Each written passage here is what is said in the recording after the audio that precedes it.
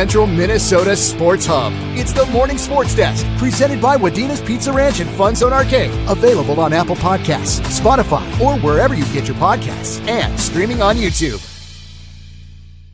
Powered by Pizza Ranch and FunZone Arcade in Wadena, this is the Morning Sports Desk. I'm CJ Baumgartner. There's Corey Tackman. And Corey, we have a lot to talk about in the show today. A doubleheader in Pillager between the Huskies and the Staples-Motley Cardinals. Two really fun games that you're excited to break down. We also have a local sports roundup with 1,000-point milestones and college commitments and a lot of things to recap around the area. And Sam Darnold winning the Super Bowl. Can't make Vikings fans feel too good. We'll discuss all of that and more. But first, Corey, we got to discuss the Pizza Ranch and FunZone Arcade in Wadena. You could win 50,000 FunZone tickets in the Pizza Ranch and FunZone Arcade's big ticket giveaway. How do you enter? It's easy. If you have a FunZone Rewards account, you're already automatically entered. If you're not a FunZone Rewards member yet, just scan the QR code. You can see it on the screen right now if you take in the Morning Sports Desk on YouTube. If you don't, if this is the audio version only, well, check out the Pizza Ranch and FunZone Arcade in Wadena's Facebook page, or obviously just go see them in person, and you'll see the flyers up and around. Scan the code and join by the end of the month, February 28th, to get your automatic entry. 50,000 FunZone tickets up for grabs in the big ticket giveaway at the Pizza Ranch and FunZone Arcade in Wadena. Corey, we had some basketball doubleheader action last night from Pillager, Staples-Motley versus the Pillager Huskies. And overall, it sounds like a pretty fun night of basketball. Yeah, it really was. The Cardinals end up getting the sweep, girls and boys varsity basketball doubleheader yesterday. The girls played first, and really just like just a nice competitive basketball games. Cardinals win 44-42 final score. And really is, making some shots at the end, making some free throws at the end, forcing some turnover, whatever. It's just like a good, if you've ever seen like a good, close competitive basketball game, that's what this one was. And up to the billing. And then of course you add to the fact that it's a pretty huge rivalry amongst those communities, and to be in Pillager and the Pillager fans are always especially kind of raucous, and the Pillager boys are a part of the student section for the first half of the girls game, which brings a little extra level to it.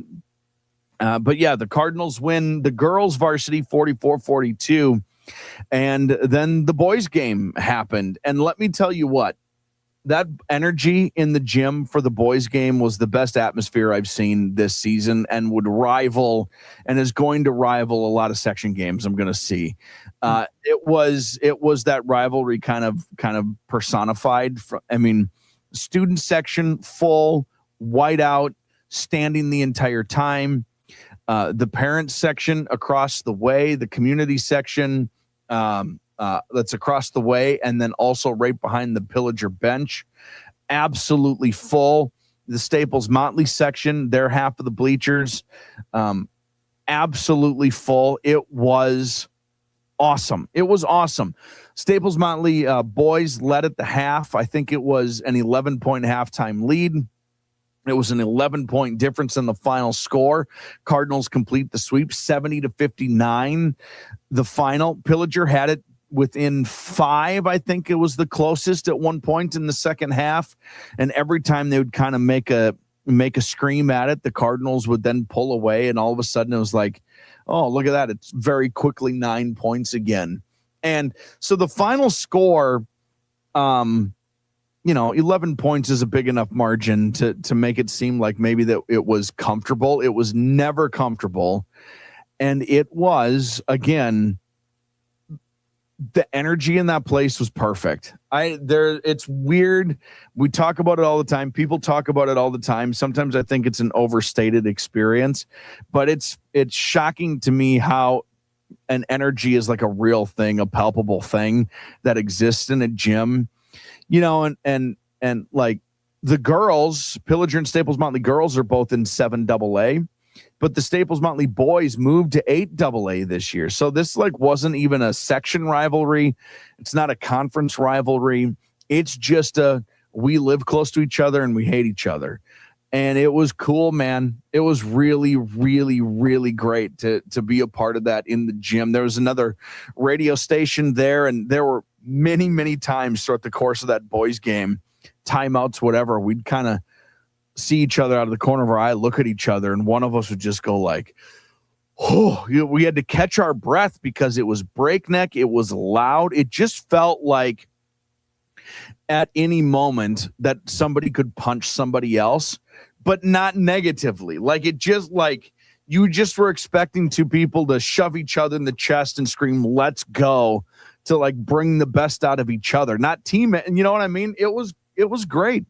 There was palpable tension, palpable energy in that gym. Juice in the gym is one of the best things you can have late in the season game. Like you said, they're not playing for anything other than just getting a win on the schedule, and just to see the intensity of those matchups is really, really cool. So overall, a fun night of basketball. And again, I know that you're always a fan of doubleheaders. I'm a fan of doubleheaders, but doesn't it also just add that extra layer of fun into the gym? You got all your friends there. I mean, on a typical night, if the boys' game is somewhere, the girls' game is somewhere else. So to have everybody in the gym supporting each other, rooting each other on, have the boys around for the first half, a little plus of the girls' game, and then the girls to wrap up whatever they're doing, and then in the gym for the remainder of the boys' game is isn't that what high school sports is all about? Playing in front of your family and friends and letting them cheering you on and rooting for you kind of indiscriminately and passionately, and those were the best, man. Those were my favorite games when I knew that you get to run out and the pep band was going to be playing. You're playing your ears off, and all your friends were going to be there, and you're going to run out, and they were going to say something stupid to you from the stands, and they were going to say something even dumber to the opposing. It was the coolest experience. Super cool. It's the best. High school sports are fun. Speaking of other fun things happening with high school sports across the area, I want to give a shout out over up the Walker way to McKenna Olschlager, who got her 1,000th career point last week. So congratulations to her and to the Walker Hackensack Akeley program. Going over to Bulldog Wrestling for girls as we kind of catch things back up. They had a state qualifier in Ava Rosu at the 155-pound class, who is going to be wrestling at state. So congratulations to her and getting to go down and compete as well. Going around the horn again, if we want to look at the gymnastics run, where, again, Frazee and Detroit Lakes co-op for that. But there's a shout out on the Frazee Vergas Public Schools Facebook page that talks about Claire Mickelson, who competed at the varsity on beam at the Central Lakes Conference Championship at St. Cloud on Saturday, came away with a first place finish overall for the team. And again, some pretty tough competition in that as well. So congratulations to her there. And also, while we stay in the Heart of Lakes neck of the woods, Perham Yellow Jacket cross country standout Matt Jorgensen, who finished on the podium at the 2025 state meet, has made his commitment to run at the University of North Dakota up in Grand Forks for the old Fightin' Hawks. So congratulations to him. And then also going back to girls basketball, Claire Isaacson, who crossed a 1,000-point threshold last night, 35 points in a game where they needed just about every one, as Nevis got a 57-53 victory over Red Lake. So congratulations to Claire Isaacson for reaching that milestone. And to wrap things all up, Corey, on our local sports roundup, of course, National Signing Day news continuing to trickle in. And for the Holly Nuggets, they had a huge celebration of their athletes for their college commitments. And in volleyball, they had 3 girls who are going to play on the next level. And again, from their post, I don't have last names right up here, so forgive me, but Annika Johnson will go play at MSUM for volleyball. Hannah's going to go play at Concordia for volleyball, and Sella going to Morris for volleyball as well. In softball, they have Brooke going to Crown College, and for cross country and track and field, we have Coleman going to Concordia as well. I'm going to guess that they mean Concordia Moorhead there for the Cobbers, not Concordia St. Paul, but we'll go with that. So congratulations to all of them there. So many local sports things happening. And on top of that, girls hockey section championships are scheduled this week. We got tomorrow night, Bemidji versus Moorhead for the 8AA title. 8A War Road will play East Grand Forks on Thursday.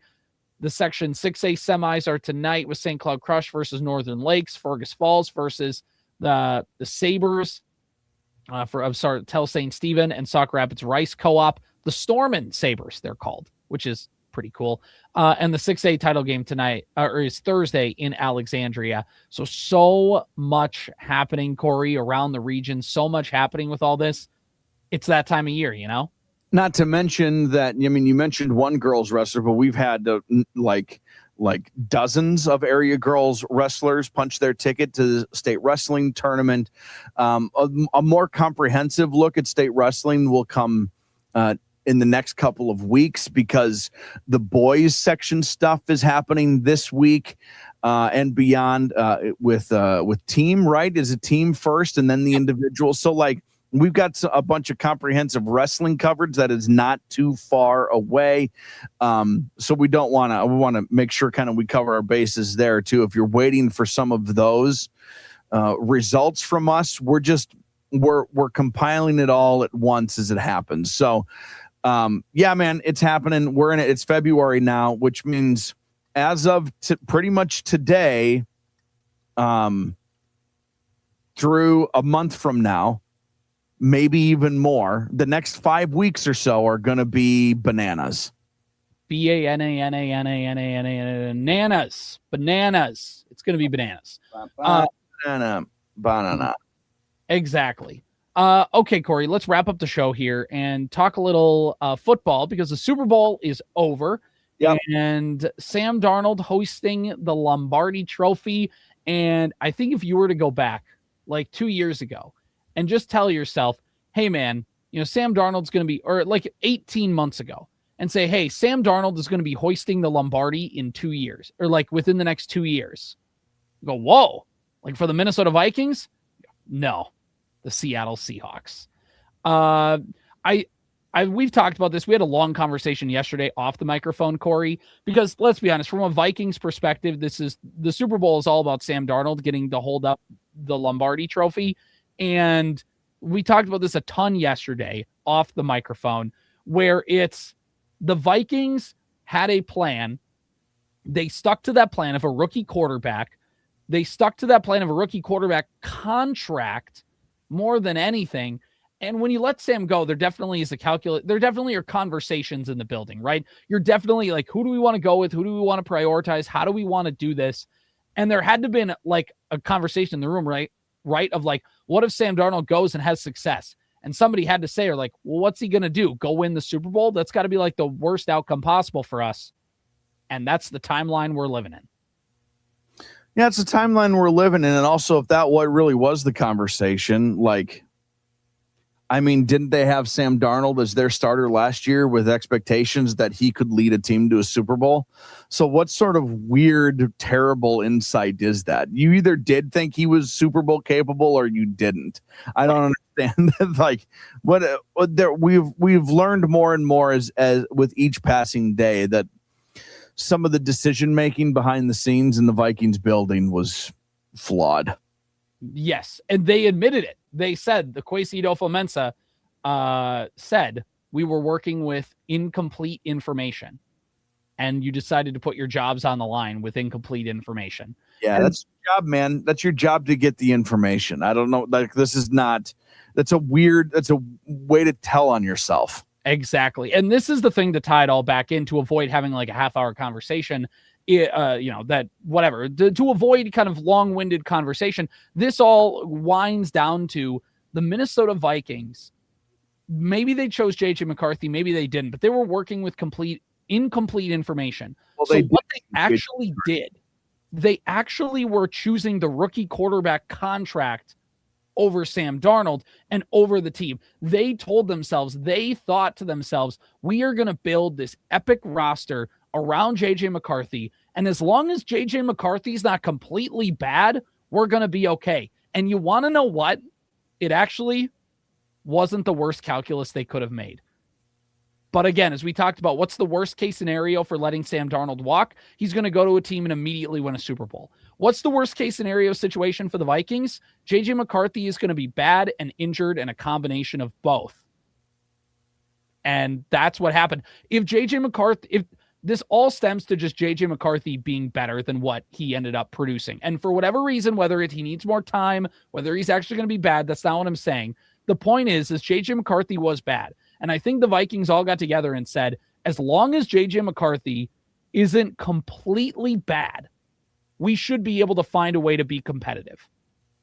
And he was completely bad. But it's not, they still had a winning record. Right. He was completely bad and they were still competitive. That's the stunning thing about all of this. Right. You could twist it that way if you wanted to. And sometimes I'm a Vikings fan first. So I will at times twist it that way. He was bad and the Vikings had a winning record. He didn't even need to be good. He just needed to not be awful. So I was listening a little bit when I was driving over to Pillager. I was listening to K-Fan on our sister station KNSP, and Ben Lieber was on.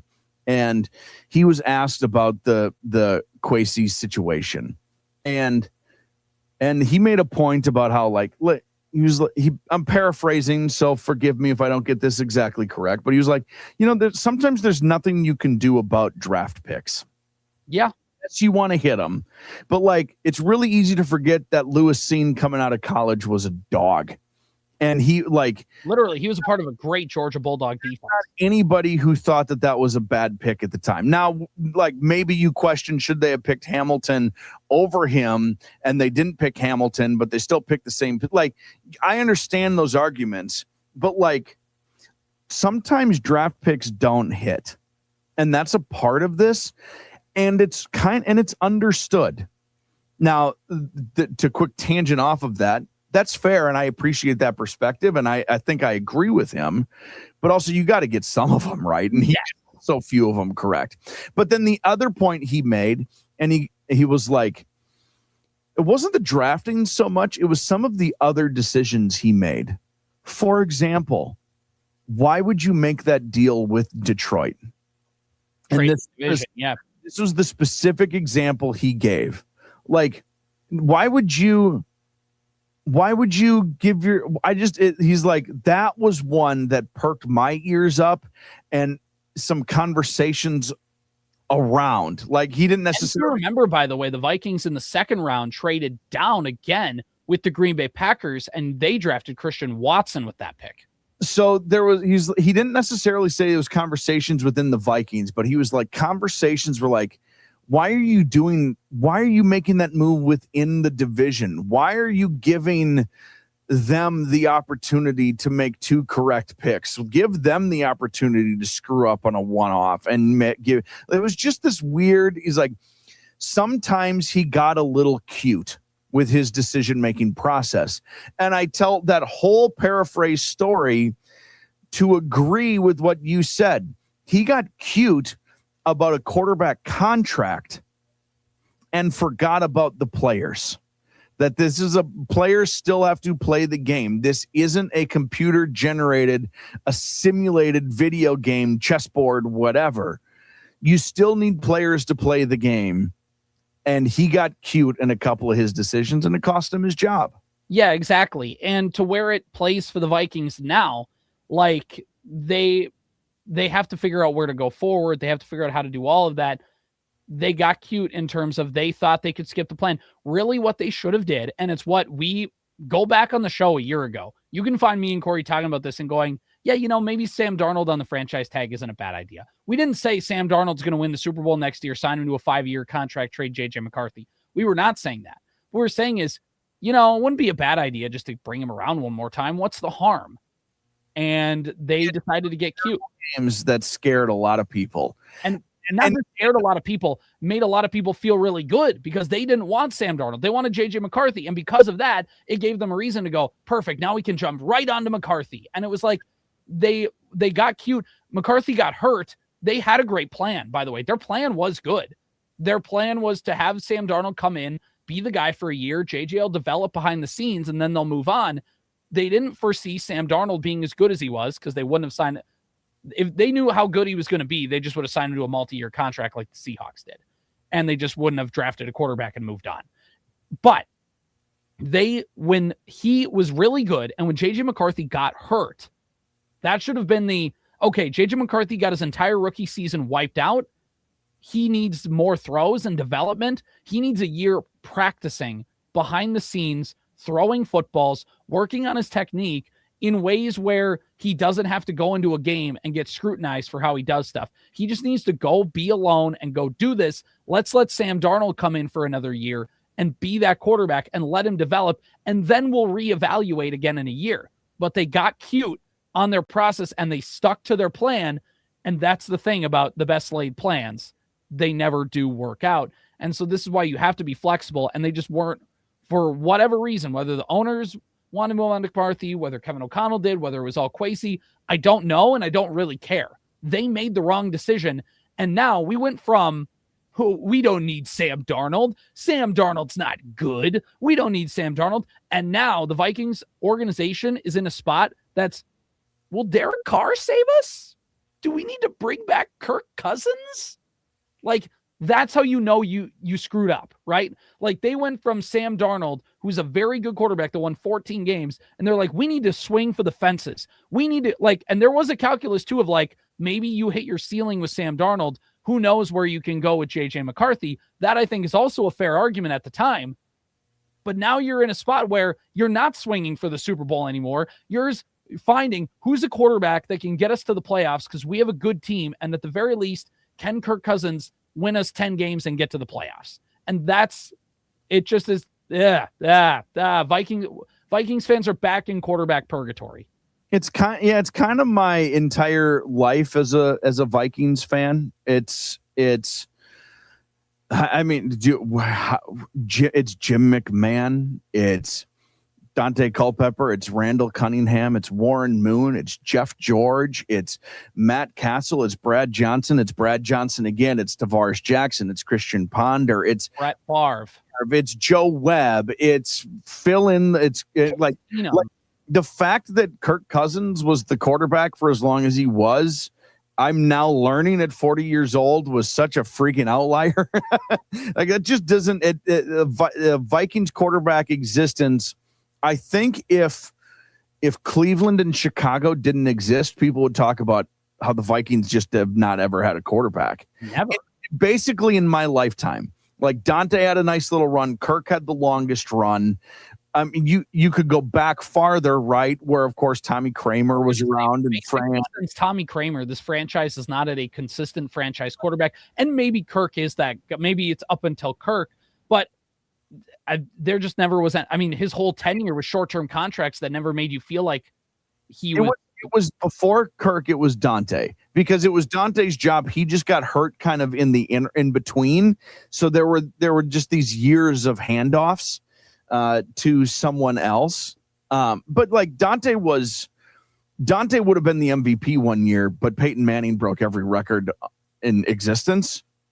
But it was Dante, like, had an unbelievable year. He would have been the MVP that year if it weren't for Peyton. So it was, but before Dante, like, the most tenured quarterback of my lifetime growing up was Brad Johnson, because he was the quarterback for a couple of years. Then he wasn't, then he came back.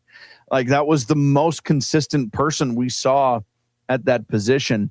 And yeah, we're kind of right back into that now. The thing I will appreciate, and we don't know what the decision is, and I'm a homer, so I'll kind of back up whatever the final decision ends up being. But like, I do appreciate that there's precedent now that you can just move on from a guy, right? Remember Arizona had Rosen, and they just like, you know what? That ain't it. We're just now they had the opportunity to get Kyler, which made the decision easier. And by the way, they're just going to release him, which is hilarious. the point is the precedent now sits that you can just let a guy play for a year and be like, we got to move on. We have to move on from this. The question I have for you as a quick kind of follow-up is this experience watching JJ been as interesting for you as it has been for me? Everyone loves to compare the JJ experience to Christian Ponder because of how bad they both are. But when I watch, they're bad in totally different ways. And I've never experienced a quarterback be like physically not be able to do the job. It's always been mentally. It's like Christian Ponder, Mitchell Trubisky, Tavares Jackson, Joe, like these guys who just like, you can see them physically panic and not be able to do it.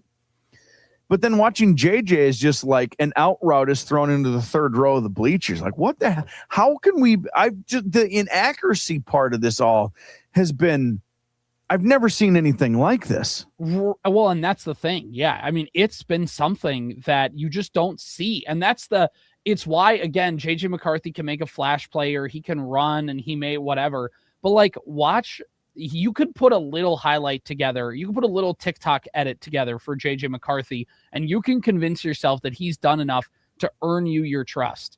But if I'm the Vikings, what has he done to earn my trust on the field? Because he's been in that spot where you watch him throw, and he's just sailing passes. Jefferson's running wide open on an out route, and the ball just is nowhere to be found. It's not even like a NFL wide open where like he's got to throw it to a spot. It's just even Jefferson's just wide open and he can't lock it in and go get to him. And like you said, Ponder was just somebody who just had whatever. He had his issues. He would scramble. He would make wrong. He would throw interceptions. He was accurate. He just panicked all the time. He couldn't make a second read. He couldn't process. And I think we think McCarthy can process. But even then, Kevin O'Connell midway through the year had to dumb down the offense. So like, it's also a thing of, McCarthy, just the mechanics were always an issue. There always were going to be something you need to work on. And why the Vikings, again, whoever made this decision, I don't know, but why the Vikings, and it doesn't matter, but whoever made that decision didn't realize or didn't think that McCarthy was going to be so far behind physically. He needed another year behind the sidelines to just work on, not even being the backup quarterback. He needed a year to be the guy who didn't even dress on game days. So he could just sit and throw, and the Vikings could never, and Kevin O'Connell could never have been tempted to put him in a game. And the fan base could never chant JJ because he's not even dressed. You needed to bring in Carson Wentz regardless as a backup to Sam Darnold. So that way you could just have him develop behind the scenes. And they tried to do that. And then they got nervous because they're like, well, if we waste another year, we're wasting another year of the rookie quarterback contract. We can't afford that. We can't move money down the road if we franchise tag Darnold. And I just think of this all the time of going back into this whole thing. Yeah, he looked raw. He looked like a guy who needed development, and the Vikings drafted him knowing that he needed development. And why at the last second they pivoted and just thought it was going to be fine. It's just, again, all the part of they got cute in that decision making. Yeah. And so it all ties into that. I think we know, it seems like we know the answer because they fired the guy. Right. And this is the other thing too, to top on your point. People will say, oh, we got to give McCarthy more time. And I think that's fair. In a perfect world, you give him more time and he develops, and he probably does turn into a decent starting quarterback in the NFL. It's not a terrible take. It's not even a wrong take. It might not be right, but it certainly isn't wrong yet. Right. Exactly. But to counter that, because he's been bad. Like, what was your opinion after Christian Ponder, like the first 8 starts? Didn't you kind of already be like, oh boy, he's not looking like he can do it? And I know that we just talked about they're not the exact same, but it's the sense of like, in your gut what a good quarterback in the NFL looks like. They're bad differently. So I'll ask a question that follows these lines. Would you rather have, I'm going to take 2 quarterbacks from history, like recent history and a little farther back. Would you rather have as your quarterback, Chad Pennington or Anthony Richardson? Would you rather have the guy who's got a noodle arm who can't throw the ball 30 yards down the field, but is going to be accurate? Or would you rather have the guy who, when he hits home runs, he hits grand slams? He's got, if you're open down the field, he's going to be able to get it to you 65 yards down the field. What would you rather have? And it's maybe not fair to put, because Chad Pennington was awesome and like led the team pretty far. Like, so maybe to put specific name, would you rather have like a Case Keenum or a healthy Tua, right, or Anthony Richardson? Which would you rather have? Healthy Tua. Healthy Tua. Why? Because he's going to put the ball where it's supposed to be. Yeah, and that's how you want to break it down. And that's how Kevin O'Connell wants a quarterback, by the way. It might be oversimplifying it, but if that's what you want out of your quarterback, I hate to break it to you, J.J. McCarthy doesn't put the ball where it's supposed to go. There's a lot of window throws. They talk about throwing into windows, and it's that guy's going to be open in that specific spot. He's not there yet, but that's the pocket I need to throw to. And you can't trust him right now. Throws don't have to be perfect, but if you're supposed to hit the left shoulder and the ball hits the right shoulder, that's the difference between a first down pickup or more and an interception. Mm-hmm. And the problem with McCarthy is he hasn't even been that. It's been over the helmet out of bounds. Correct. And this is the tell too. When it is like grinding teeth to try and get the ball to Justin freaking Jefferson, you can't sit here and tell me things are okay. Now you could say, oh, well, once that connection gets going, and I don't doubt that they, training camp didn't help them and things like that, and McCarthy getting hurt. That's all true. But that being said, Josh Dobbs walked off the bus and was able to find the ball to Justin Jefferson. It's also a part, like, it's also him being hurt and not being able, like, that's a part of this. Right. It is a part of the equation. Not only could he not develop because he was hurt, but also he's just missed so much time. Can you trust that he can play a full season? Because he's now had injury issues to make him miss multiple games in each of his first 2 years. Even if you think McCarthy's going to be the guy, you have to go get somebody to go do it. So, all right. Morning Sports Desk powered by Pizza Ranch and FunZone Arcade in Wadena. Powered by Wadena's Pizza Ranch and FunZone Arcade. Follow the Morning Sports Desk on Apple Podcasts, Spotify, or wherever you get your podcasts. And watch every show on YouTube.